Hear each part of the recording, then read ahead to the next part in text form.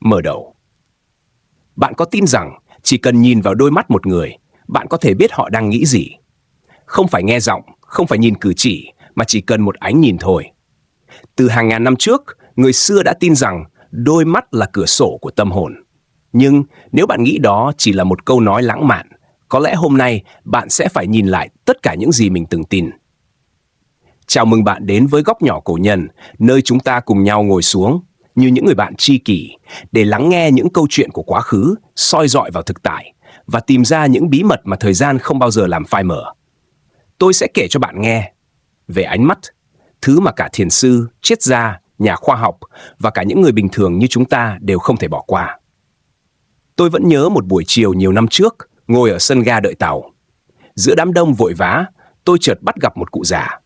Ông chỉ ngồi đó, không nói gì, nhưng ánh mắt sâu thẳm và tĩnh lặng đến mức tôi có cảm giác mình vừa bị soi thấu từng ngóc ngách tâm can. Không một câu hỏi, không một lời nhận xét, nhưng tôi biết ông đã hiểu tôi nhiều hơn cả những người từng ở bên tôi hàng chục năm. Kể từ hôm đó, tôi bắt đầu tìm hiểu tại sao có những ánh mắt khiến ta không thể quên. Trong Kinh Pháp Cú, Đức Phật từng dạy, tâm dẫn đầu các pháp, tâm làm chủ, tâm tạo tác. Khi tâm an, mắt sẽ sáng. Khi tâm động, mắt sẽ đảo. Khi tâm chứa sân hận, mắt sẽ như ngọn lửa. Khi tâm đầy từ bi, mắt sẽ như hồ nước mùa thu sâu và trong. Có lẽ vì vậy mà chỉ cần một ánh nhìn, người ta có thể cảm nhận được tâm trạng, thậm chí là ý nghĩ của nhau. Carl Jung, nhà tâm lý học nổi tiếng cũng từng nói, người ta vô thức bộc lộ chính mình qua ánh mắt, ngay cả khi họ cố gắng che giấu. Còn các bậc cổ nhân Á Đông lại có cách nói khác, mắt là nơi thần khí hội tụ. Người có tâm sáng, mắt sẽ có thần. Người giả dối, mắt sẽ lấm lét. Người mang nhiều ưu phiền, mắt sẽ như có một màn sương che phủ. Ngày nay, khoa học hiện đại gọi đó là ngôn ngữ không lời, non-verbal communication. Các nhà nghiên cứu đã chứng minh, con người có thể nhận diện cảm xúc qua mắt với độ chính xác cao đến 70%, ngay cả khi phần còn lại của khuôn mặt bị che kín. Điều này không chỉ dựa vào đồng tử, mà còn cả tốc độ chớp mắt, hướng nhìn và mức độ mở to của mắt. Nhưng ánh mắt không chỉ tiết lộ cảm xúc tức thời, người xưa còn tin rằng nó có thể hé lộ bản chất, thậm chí là vận mệnh.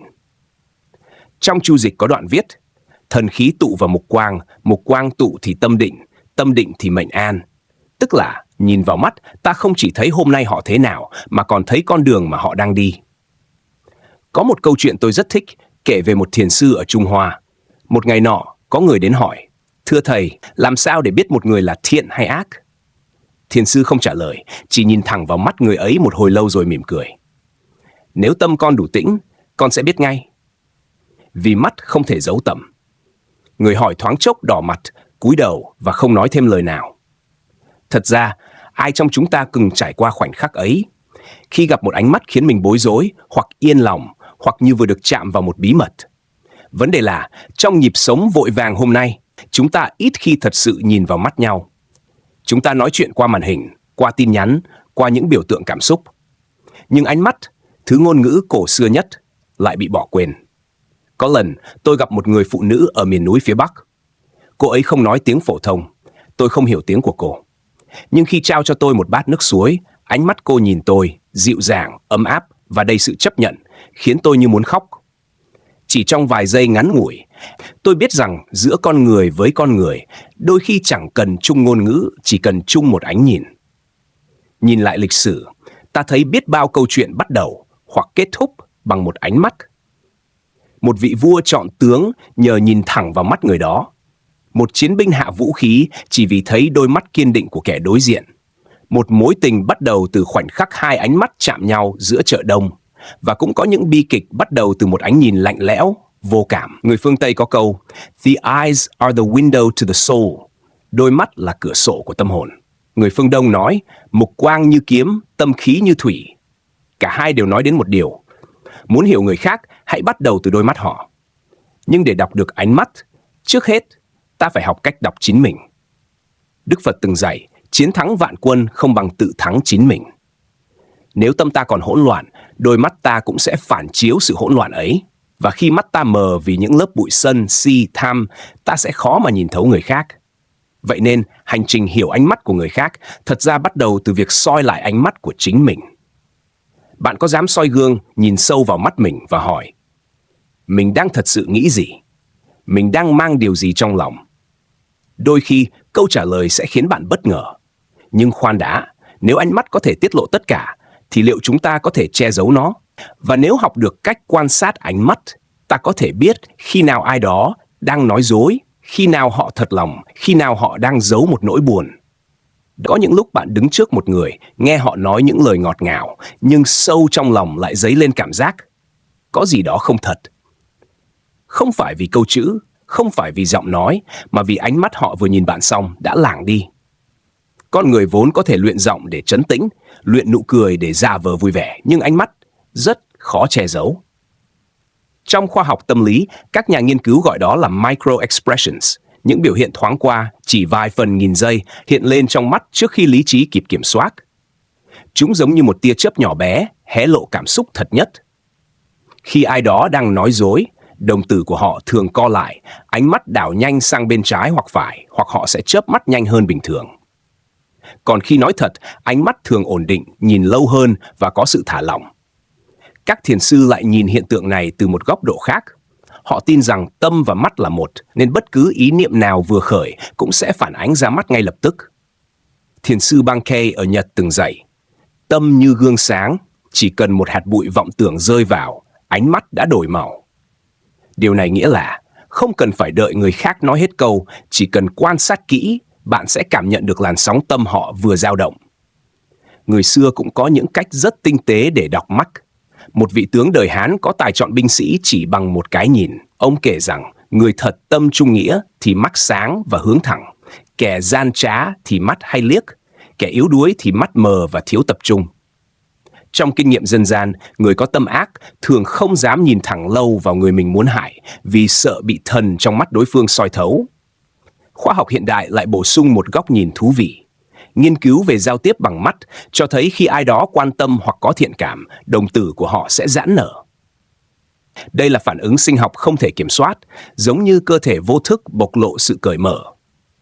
Ngược lại, khi đồng tử co lại, đó có thể là dấu hiệu của sự phòng thủ, khó chịu hoặc phản đối.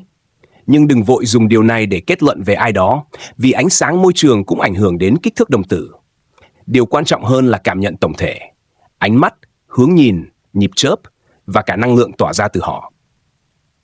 Một lần tôi gặp một ông lão người Ấn ở Varanasi. Ông chỉ nhìn tôi đúng 3 giây, mỉm cười rồi nói bằng tiếng Anh chậm rãi.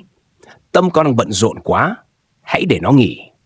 Tôi sững người, vì đúng là lúc đó trong đầu tôi đang rối tung với hàng loạt kế hoạch và lo lắng. Tôi chưa từng gặp ông trước đó, và ông cũng không hề hỏi tôi điều gì.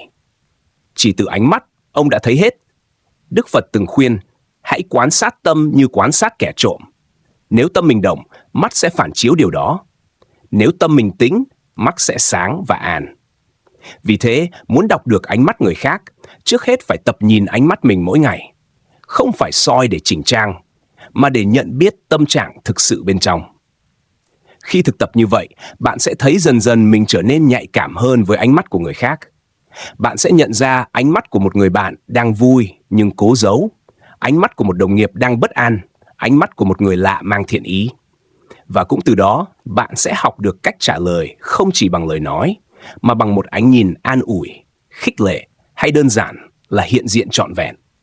Nhưng liệu chúng ta có thể nhìn vào mắt ai đó và đoán được họ đang nghĩ gì về mình, hay đang che giấu điều gì sâu hơn cả cảm xúc? Có những khoảnh khắc khi ánh mắt ai đó chạm vào bạn, bạn cảm thấy như mình vừa bị lột bỏ mọi lớp vỏ bọc.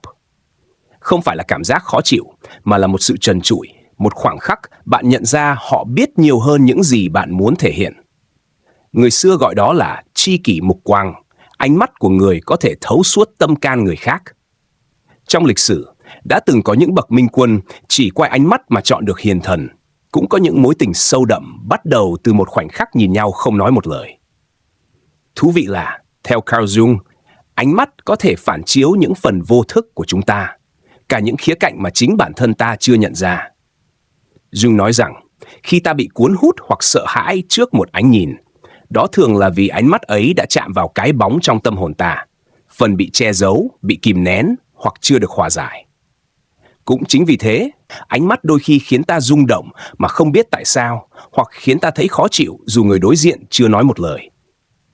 Các thiền sư lại nhìn hiện tượng này qua lăng kính của chánh niệm.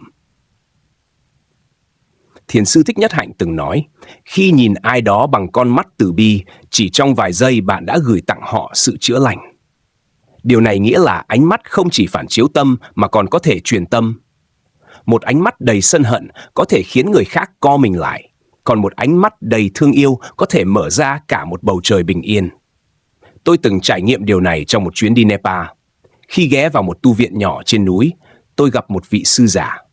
Ông không hỏi tên, không trò chuyện dài dòng, chỉ nhìn tôi, ánh mắt tĩnh lặng như mặt hồ. Lạ lùng thay, chỉ vài giây ấy thôi đã khiến cả một cơn sóng lo âu trong tôi lắng xuống. Tôi hiểu ra rằng đôi khi không phải lời nói mới thay đổi được một người, mà chính là ánh nhìn. Khoa học cũng có một cách lý giải.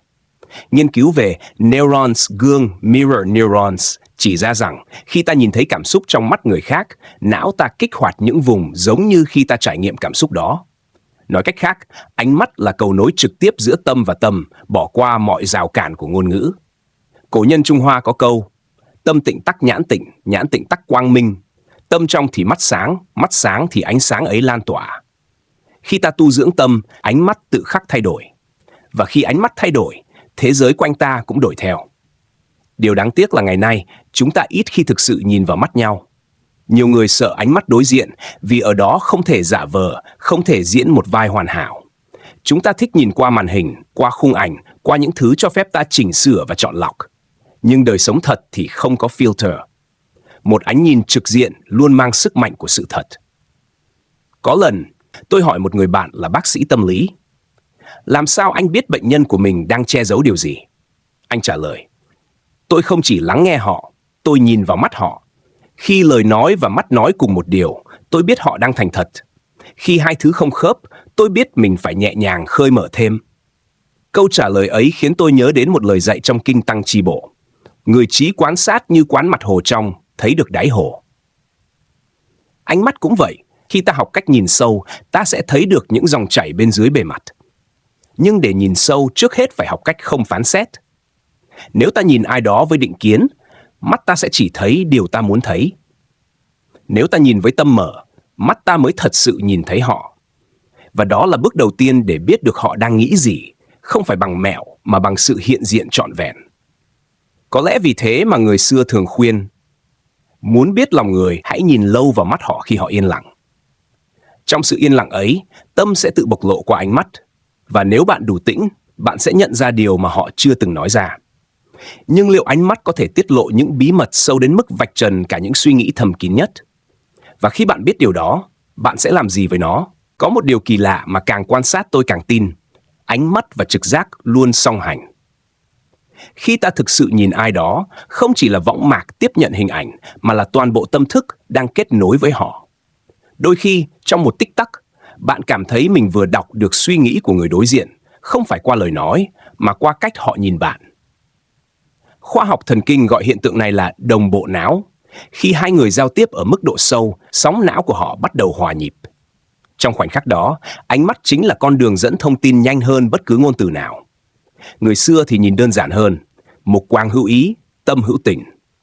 Mắt có ý là tâm đã gửi lời.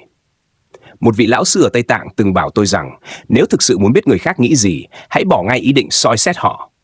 Thay vào đó, hãy lặng yên, giữ tâm trống rỗng và để mắt mình nhìn như không nhìn. Khi đó, trực giác sẽ tự lên tiếng. Lúc mới nghe, tôi thấy thật mơ hồ. Nhưng một ngày khi ngồi ở quán trà nhỏ, có một người lạ bước vào. Tôi ngẩng lên, ánh mắt chúng tôi gặp nhau chưa đến một giây, nhưng tôi biết ngay anh ta đang buồn, rất buồn và cố gắng tỏ ra ổn. Không phải vì tôi thấy anh ta khóc, cũng không phải vì gương mặt u ám, mà chỉ vì trong mắt anh có một lớp mờ, giống như mặt hồ mùa đông bị sương phủ. Tôi đã mỉm cười, không nói gì. Anh ta ngồi xuống bàn bên, im lặng uống trà, và một lát sau, quay sang hỏi. Tại sao anh lại nhìn tôi như thế? Tôi đáp, vì tôi biết anh đang cần ai đó nhìn mình bằng ánh mắt bình yên. Chúng tôi nói chuyện suốt buổi chiều hôm đó, và anh bảo đã lâu rồi mới cảm thấy được ai đó thật sự nhìn thấy mình. Đức Phật từng dạy trong Kinh Trung Bộ, người thực hành quán tâm sẽ thấy tâm người khác như thấy tâm mình. Câu này tôi mang theo rất lâu vì nó không chỉ là một lời khuyên tu tập mà còn là nguyên tắc vàng khi muốn hiểu người khác qua ánh mắt. Nếu ta không hiểu nổi mình, trực giác của ta về người khác sẽ dễ bị nhầm lẫn bởi những dự đoán và thành kiến. Carl Jung cũng từng nói rằng, nhiều khi cái ta đọc ở người khác chỉ là phản chiếu của chính ta, thứ ông gọi là projection. Vậy nên, khi nhìn ánh mắt người khác, điều đầu tiên là phải soi lại ánh mắt của chính mình. Nó có đang sáng trong hay đang vẩn đục bởi những phiền não? Nó có đang mở ra để đón nhận hay đang đóng lại vì sợ tổn thương? Bởi ánh mắt của ta không chỉ là cửa sổ để người khác nhìn vào, mà còn là tấm gương phản chiếu trở lại họ. Tôi từng chứng kiến một câu chuyện khó quên. Một người mẹ và cậu con trai tuổi teen ngồi đối diện nhau trong phòng tư vấn. Suốt buổi, hai mẹ con hầu như không nói gì. Người mẹ nhìn con với ánh mắt lo lắng, còn cậu bé tránh ánh nhìn ấy. Cuối cùng, người tư vấn yêu cầu hai mẹ con hãy chỉ nhìn vào mắt nhau, không nói, trong 1 phút. Ban đầu, cả hai ngượng ngùng, nhưng chỉ 20 giây sau, cậu bé rơi nước mắt. Cậu nói, con xin lỗi mẹ. Không cần một lời phân tích tâm lý nào, chỉ 1 phút nhìn thẳng đã phá tan lớp im lặng dày như tường. Đó là sức mạnh khi ánh mắt và trực giác giao nhau, nó vượt qua cả ngôn ngữ và lý trí. Cổ nhân nói, nhất mục tam thiên tình, một ánh mắt chứa 3.000 cảm xúc. Chúng ta có thể học kỹ thuật, học quan sát, học phân tích hành vi, nhưng cuối cùng, để thực sự hiểu người khác qua ánh mắt, ta phải học cách hiện diện. Bởi trực giác không nảy sinh từ cái đầu đang bận tính toán, mà từ trái tim đang mở và yên. Nhưng có một vùng sâu hơn nữa, nơi ánh mắt không chỉ bộc lộ cảm xúc hay suy nghĩ, mà còn mang dấu ấn của những điều rất xa, ký ức, trải nghiệm, thậm chí cả nghiệp quả. Khi nhìn vào đó, ta không chỉ thấy một người, mà thấy cả câu chuyện dài họ mang theo. Và có những ánh mắt khiến ta không chỉ cảm nhận hiện tại, mà như thấy cả một quá khứ rất xa ẩn phía sau. Một người có thể ngồi trước mặt bạn, im lặng hoàn toàn, nhưng chỉ qua cách họ nhìn, bạn có thể hình dung ra những năm tháng họ đã đi qua. Những niềm vui từng bùng cháy, những nỗi đau đã từng xé lòng, những mất mát chưa bao giờ nói thành lời. Người xưa gọi đó là nhãn trung hữu tích niên, trong mắt chứa cả tháng năm. Tôi đã từng trải qua một buổi chiều như thế ở Hội An. Giữa dòng người đông đúc, tôi bắt gặp một bà cụ ngồi bên cửa nhà, đôi mắt không còn tinh anh như tuổi trẻ, nhưng sâu đến mức tôi thấy như có cả một đại dương bên trong. Khi ánh nhìn của bà lướt qua tôi, không biết vì sao tôi lại thấy hình ảnh những cánh đồng, những mùa mưa và cả tiếng khóc của một đứa trẻ nào đó, như thể ký ức của bà vừa chạm vào tâm trí tôi. Cảm giác ấy không phải tưởng tượng. Khoa học thần kinh nói rằng não bộ con người có khả năng đồng cảm bằng hình ảnh khi tiếp nhận tín hiệu cảm xúc qua ánh mắt. Và trong Phật Pháp, điều này có thể được lý giải bằng khái niệm nghiệp thức, những dấu ấn của quá khứ lưu giữ trong tâm và phản chiếu ra thân, lời, ý. Đức Phật từng dạy, tất cả những gì chúng ta là đều là kết quả của những gì chúng ta đã nghĩ. Nếu suy nghĩ và hành động tạo thành nghiệp thì ánh mắt chính là một trong những nơi hiển lộ nghiệp rõ nhất. Nghiệp vui khiến mắt sáng, nghiệp khổ khiến mắt nặng. Nghiệp yêu thương làm mắt mềm mại, nghiệp oán hận khiến mắt như đóng lại. Carl Jung cũng có cách nói riêng về điều này. Ông cho rằng trong vô thức tập thể, con người mang theo những câu chuyện cổ xưa, những hình ảnh nguyên mẫu được di truyền qua nhiều thế hệ. Khi ánh mắt hai người gặp nhau, đôi khi chúng ta không chỉ phản ứng với con người hiện tại, mà còn với cả chuỗi hình ảnh và ký ức mà ánh mắt ấy gợi ra. Điều này giải thích tại sao có những ánh mắt khiến ta cảm thấy quen ngay lập tức dù mới gặp lần đầu. Có lần, một người bạn tôi kể rằng cô gặp một cụ ông trên chuyến tàu đêm từ Huế ra Hà Nội. Ông ngồi đối diện, không nói gì, chỉ nhìn ra cửa sổ. Nhưng khi ông quay sang nhìn cô, nước mắt cô bỗng trào ra không rõ lý do. Cô nói rằng ánh mắt ấy giống hệt ánh mắt của người cha đã mất cách đây 10 năm. Phải chăng ánh mắt không chỉ mang thông tin về hiện tại, mà còn là cầu nối của những mối liên hệ sâu xa hơn giữa con người với nhau? Các thiền sư tin rằng mỗi ánh mắt đều mang hương vị của tâm. Tâm đã trải qua nhiều thương tổn, nhưng được chuyển hóa thì mắt sẽ tỏa ra sự an nhiên rất đặc biệt. Như mặt biển sau bão, sóng đã tan, chỉ còn lại sự lặng yên sâu thẳm. Ngược lại, tâm vẫn còn kẹt trong khổ đau, thì ánh mắt sẽ luôn dao động, như bầu trời đầy mây chưa kịp tan. Tôi nhớ đến một câu trong Kinh Pháp Hoa: chúng sinh thấy Phật, tâm liền tịnh. Không phải vì Phật nói lời kỳ diệu, mà vì ánh mắt từ bi của Ngài soi chiếu như ánh mặt trời, khiến bao nhiêu lo sợ, sân hận tan biến. Và khi ta gặp ai đó có ánh mắt như vậy, Dù chỉ trong giây lát, ta cũng cảm thấy mình được chữa lành. Điều thú vị là, khi bắt đầu tập nhìn người theo cách này, ta sẽ nhận ra ánh mắt không bao giờ tách rời khỏi câu chuyện đời họ. Nó chứa dấu ấn của từng quyết định, từng mất mát, từng khoảnh khắc hạnh phúc. Thậm chí, với những người đã tu tập sâu, ánh mắt họ còn phản ánh cả một tâm hồn đã vượt qua nhiều kiếp sống. Nhưng câu hỏi đặt ra là, liệu chúng ta có thể dùng ánh mắt để nhìn thấy những điều mà chính người sở hữu nó còn chưa nhận ra? Và nếu có thể, ta nên làm gì với sự thật ấy? Bởi không phải bí mật nào cũng nên nói ra, và không phải ký ức nào cũng nên khơi lại. Có những ánh mắt như cánh cửa khép hở. Bạn chỉ cần một khoảnh khắc chú ý là có thể nhìn thấy những gì ẩn sâu bên trong. Nhưng cũng có những ánh mắt giống như một pháo đài kiên cố được xây dựng từ nỗi sợ, sự tổn thương hoặc thói quen tự bảo vệ. Chúng ta thường muốn biết nhiều hơn, muốn chạm vào sự thật của người khác, nhưng câu hỏi cần đặt ra trước tiên là, liệu chúng ta có quyền làm vậy không? Một lần, tôi ngồi trong buổi nói chuyện nhỏ với một thiền sư. Có người hỏi, thưa thầy, làm sao để nhìn vào mắt ai đó và biết họ đang nghĩ gì? Thầy mỉm cười rồi trả lời, trước khi con muốn biết, hãy tự hỏi mình, biết để làm gì? Nếu để thương thì cứ nhìn, nếu để phán xét hay điều khiển thì tốt nhất đừng nhìn. Câu trả lời ấy như một gáo nước lạnh dội thẳng vào tâm trí tôi. Bởi lẽ, đúng là đôi khi ta quan sát không phải vì muốn hiểu, mà vì muốn dò xét. Ánh mắt trở thành công cụ để lấn vào vùng riêng tư của người khác, thay vì là cây cầu nối sự thấu cảm. Carl Jung từng cảnh báo rằng khi ta cố gắng nhìn thấu người khác mà chưa hiểu rõ chính mình, rất dễ rơi vào cái bẫy projection. Những điều ta nghĩ là đang thấy ở họ, thực ra chỉ là phản chiếu từ bên trong ta. Cổ nhân cũng có lời gian tương tự, dục tri nhân, tiên tự tri. Muốn hiểu người, trước hết hãy hiểu mình. Tôi nhớ lại một câu chuyện xảy ra ở làng chài nhỏ ven biển miền Trung. Có một người đàn ông mà dân làng hay tránh mặt vì ánh mắt ông ta lúc nào cũng lạnh và nặng. Nhưng một hôm, khi có bão lớn, tôi thấy ông đứng ngoài bờ kè, ánh mắt dõi theo một con thuyền nhỏ đang cố vào bờ. Lúc đó, ánh mắt ông không còn lạnh mà như chứa cả sự lo lắng và cầu nguyện. Tôi nhận ra rằng chúng ta rất dễ gán nhãn cho người khác chỉ qua một vài lần nhìn, nhưng ánh mắt, cũng như con người, luôn thay đổi theo tâm và hoàn cảnh. Phật Pháp dạy rằng tâm như mây nổi, lúc tạnh lúc mưa. Nếu tâm thay đổi, ánh mắt cũng đổi theo. Bởi vậy, muốn hiểu ai đó thật sự, ta không chỉ nhìn một lần rồi kết luận, mà phải quan sát họ trong nhiều khoảnh khắc khác nhau, khi họ vui, buồn, cô đơn và cả khi họ không biết mình đang bị nhìn.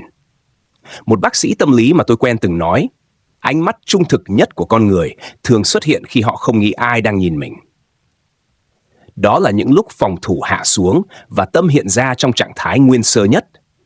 Nhưng điều này cũng đòi hỏi sự khéo léo và lòng từ bi.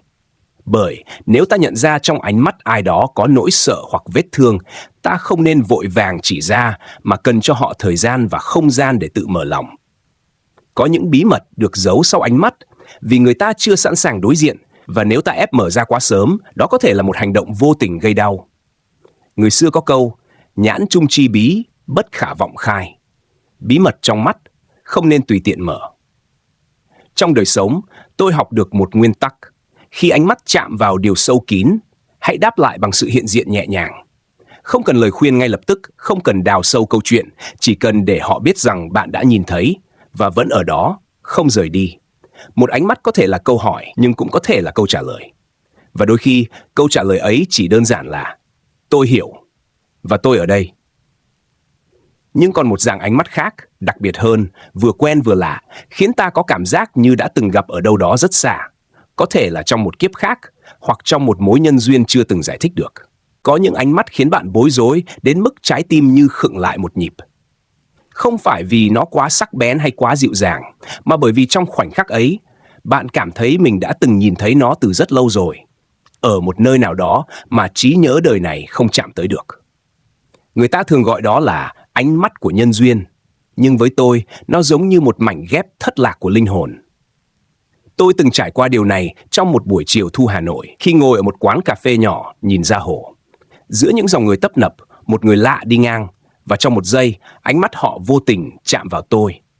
Không lời chào, không nụ cười, chỉ là một cái nhìn rất ngắn, nhưng nó để lại trong tôi cảm giác vừa ấm, vừa buồn, vừa thân quen, vừa xa cách. Carl Jung gọi cảm giác này là synchronicity, những sự kiện trùng hợp mang ý nghĩa, giống như một thông điệp đến từ tầng sâu của vô thức hoặc từ một mối liên kết vượt thời gian. Cổ nhân thì nói đơn giản hơn, hữu duyên thiên lý năng tương ngộ. Có duyên, dù cách ngàn dặm cũng gặp nhau. Tôi nhớ một đoạn trong Kinh Pháp Cú, Đức Phật từng dạy, không có cuộc gặp nào là ngẫu nhiên, tất cả đều là kết quả của nhân duyên. Có thể trong quá khứ, bạn và người ấy đã từng là bạn, là tri kỷ, hoặc chỉ đơn giản là một người đã từng giúp nhau trong hoạn nạn. Ánh mắt trở thành sợi chỉ nối liền hai tâm hồn, dù lý trí chưa kịp nhận ra. Thú vị là, nhiều nghiên cứu khoa học cũng xác nhận rằng khi hai người nhìn vào mắt nhau đủ lâu, các hoạt động thần kinh sẽ đồng bộ ở một số vùng não, khiến họ cảm thấy gần gũi và hiểu nhau hơn, ngay cả khi chưa nói gì. Điều này giống như cách mà hai nhạc cụ cùng tần số sẽ tự rung cộng hưởng. Nhưng tại sao có những ánh mắt lại khơi dậy cảm giác quen thuộc một cách mãnh liệt hơn hẳn? Các thiền sư giải thích rằng đó là khi tầng sâu của tâm thức nhận diện một dấu ấn nghiệp, một ký ức không thuộc về hiện tại, nhưng vẫn còn lưu lại năng lượng. Giống như khi ta vô tình nghe một giai điệu lạ mà lại nhớ ra một mùi hương của tuổi thơ. Tôi từng gặp một cụ già ở Hội An, người bán sách cũ. Khi tôi ghé mua, cụ nhìn tôi một lúc rồi nói, cậu có đôi mắt giống một người bạn đã mất của tôi cách đây 50 năm. Câu nói ấy khiến tôi im lặng hồi lâu. Trong ánh mắt cụ, tôi thấy một nỗi nhớ nhung rất sâu, nhưng cũng có sự bình thản của người đã chấp nhận vô thường. Có lẽ điều quan trọng không phải là tìm ra chúng ta đã gặp nhau ở đâu, mà là hiểu rằng mỗi cuộc gặp, dù ngắn hay dài, đều có một lý do. Và ánh mắt là lời chào thầm lặng của nhân duyên ấy. Người xưa có câu, nhất kiến như cố, kiến cố như tân. Gặp lần đầu như gặp lại người cũ lại như một cuộc gặp mới. Tất cả đều trôi theo dòng chảy, nhưng cảm xúc ấy sẽ ở lại như một dấu ấn. Có những ánh mắt không chất chứa lời hứa hẹn, không cất giữ một bí mật nào từ quá khứ, cũng chẳng vươn ra chạm tới tương lai. Nó chỉ ở đó, tĩnh lặng như mặt hồ khi gió đã ngừng thổi, như ngọn nến cháy đều trong căn phòng vắng. Người ta thường lảng tránh sự im lặng vì sợ bị hiểu lầm, sợ nó tạo ra khoảng cách. Nhưng có một dạng im lặng lại làm cho trái tim người đối diện mở ra.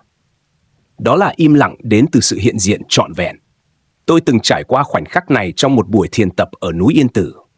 Sau giờ thiền sáng, mọi người ngồi thành vòng tròn, không ai nói gì, chỉ thở đều và nhìn nhau.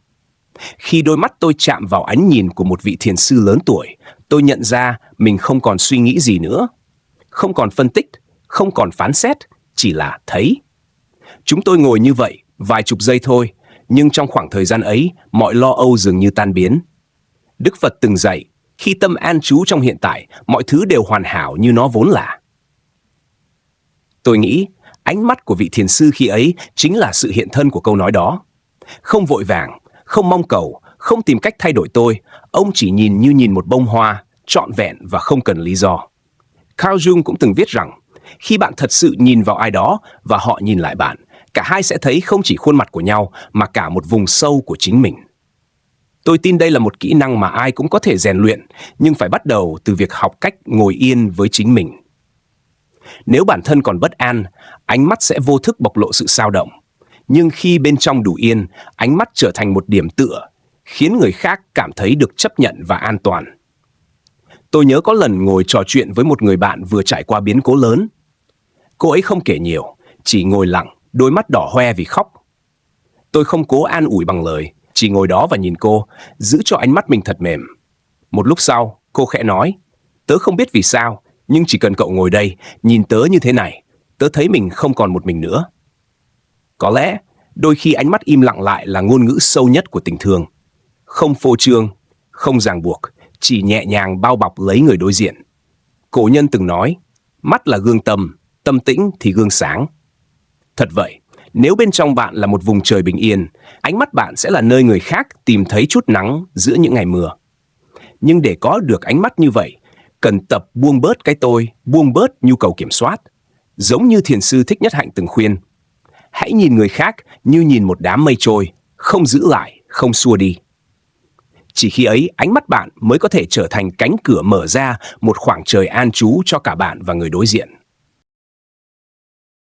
Có những ánh mắt như một tiếng chuông chạm vào sâu thẳm bên trong bạn, khiến mọi thứ bạn từng tin tưởng bỗng lung lay và bạn biết rằng mình không thể sống như cũ nữa. Tôi gọi đó là ánh mắt của sự thức tỉnh. Nó không ồn ào, không áp đặt, nhưng lại mạnh mẽ đến mức có thể thay đổi hướng đi của một đời người. Tôi còn nhớ rất rõ, đó là vào một mùa đông nhiều năm trước, khi tôi đang loay hoay với những lựa chọn trong công việc và cuộc sống. Một buổi chiều, tôi đến một buổi chia sẻ của một nhà sư nổi tiếng. Lúc mọi người xếp hàng để được đảnh lễ, tôi cúi đầu, nhưng khi ngẩng lên, ánh mắt của thầy chạm vào tôi. Chỉ một thoáng thôi, tôi thấy như mình vừa bị soi tỏ hết mọi góc tối trong tâm. Không phải ánh mắt trách móc, cũng không phải thương hại, mà là ánh mắt như đang nói, con đã đi đủ xa rồi, giờ hãy quay về. Đức Phật từng dạy, khi trí tuệ xuất hiện, vô minh sẽ tan biến như bóng tối rời khỏi ánh sáng. Tôi tin rằng ánh mắt của thầy khi ấy chính là tia sáng đầu tiên chạm đến những phần vô minh trong tôi. Nó khiến tôi ngồi lặng suốt cả buổi tối hôm đó, tự hỏi, mình thực sự đang sống cho điều gì? Và vì sao lại cứ trốn tránh chính mình? Carl Jung có một khái niệm về moment of realization, khoảnh khắc mà cái tôi cũ bắt đầu nứt ra để một bản ngã sâu hơn xuất hiện. Tôi nghĩ ánh mắt của sự thức tỉnh chính là một chất xúc tác cho khoảnh khắc đó. Không phải ai cũng sẵn sàng đón nhận nó, bởi để nhìn thấy sự thật đôi khi đau đớn hơn là tiếp tục sống trong ảo tưởng. Nhưng nếu bạn đủ can đảm để giữ ánh mắt ấy trong tim, nó sẽ dẫn bạn đi trên một con đường mới. Tôi từng đọc câu chuyện về một nhà khoa học trẻ người Nhật, vốn nổi tiếng lạnh lùng và chỉ tin vào những con số. Một ngày, anh tình cờ gặp một thiền sư già bên bờ biển. Họ chỉ nhìn nhau trong im lặng. Về sau, anh kể rằng ánh mắt ấy khiến anh nhận ra suốt bao năm mình đã đo lường vũ trụ bằng công thức, nhưng chưa từng thực sự nhìn nó bằng trái tim. Câu chuyện đó đã thay đổi hướng nghiên cứu của anh, từ vật lý thuần túy sang tìm hiểu mối liên kết giữa ý thức và vạn vật. Cổ nhân có câu, nhất niệm hồi quang, vạn sự giai minh. Chỉ cần một niệm quay về soi chiếu, mọi thứ trở nên sáng rõ. Ánh mắt của sự thức tỉnh chính là khoảnh khắc ấy. Khi bạn dừng lại, quay về và nhận ra con đường mình đi đã lâu nay không phải là tất cả. Và bạn biết không, điều kỳ diệu là đôi khi ánh mắt thức tỉnh lại đến từ những người ta không ngờ. Một đứa trẻ, một người vô gia cư, hay thậm chí một người qua đường. Điều quan trọng không phải là họ là ai, mà là thông điệp mà linh hồn họ mang đến cho bạn vào đúng thời điểm. Có những ánh mắt bạn không bao giờ mong muốn chạm phải. Nhưng khi đã đối diện rồi, bạn hiểu rằng chúng là một phần không thể thiếu trong hành trình trưởng thành của mình. Đó là ánh mắt buộc bạn phải đối diện với nỗi sợ sâu nhất bên trong. Nỗi sợ bị phán xét, bị bỏ rơi, bị nhìn thấu những gì bạn muốn che giấu nhất. Tôi từng trải qua cảm giác ấy khi đứng trước một người bạn cũ. Chúng tôi đã xa nhau nhiều năm, và tôi luôn mang mặc cảm vì những lỗi lầm của mình trong quá khứ. Khi vô tình gặp lại, tôi định quay đi, nhưng ánh mắt của cậu ấy giữ tôi lại. Không giận dữ, không oán trách, chỉ lặng lẽ và kiên định như muốn nói, tớ biết hết và tớ vẫn ở đây. Lúc ấy, tôi thấy mình vừa nhẹ nhõm vừa bối rối. Ánh mắt ấy giống như một tấm gương, phản chiếu tất cả những gì tôi từng cố chối bỏ, buộc tôi phải thừa nhận và tha thứ cho chính mình. Đức Phật từng dạy, không ai cứu được chúng ta ngoài chính mình. Chúng ta phải tự bước đi. Và để bước đi, đôi khi ta cần một đôi mắt làm điểm tựa, không phải để dẫn lối, mà để nhắc rằng ta vẫn được nhìn nhận, ngay cả khi chưa hoàn hảo. Carl Jung cũng từng nói, bóng tối không biến mất khi ta quay lưng lại, nó chỉ lùi xa khi ta bước thẳng vào. Đối diện với ánh mắt của nỗi sợ cũng là một bước vào vùng tối ấy. Nhưng khi đã đi qua, bạn sẽ thấy nó không đáng sợ như tưởng tượng. Ngược lại, nó để lại trong tim bạn một khoảng trống mới, đủ rộng để đón nhận sự bình yên. Tôi nhớ có lần nghe một vị thiền sư già kể, ánh mắt có thể là dao, có thể là hoa. Dao cắt đứt sợi dây trói buộc, hoa nở ra con đường an lạc. Và ánh mắt của nỗi sợ, nếu bạn đủ tỉnh thức, sẽ trở thành bông hoa như thế. Có thể bạn đã nhận ra, hành trình khám phá đôi mắt của con người qua mọi thời đại không chỉ là học cách đọc người khác, mà còn là học cách đọc chính mình. Mỗi ánh mắt ta gặp, dù ấm áp hay lạnh lẽo, đều là một thông điệp. Và nếu đủ kiên nhẫn lắng nghe, bạn sẽ thấy mỗi đôi mắt đều là một cánh cửa dẫn vào một câu chuyện. Có khi là câu chuyện của họ, có khi lại là câu chuyện của chính bạn.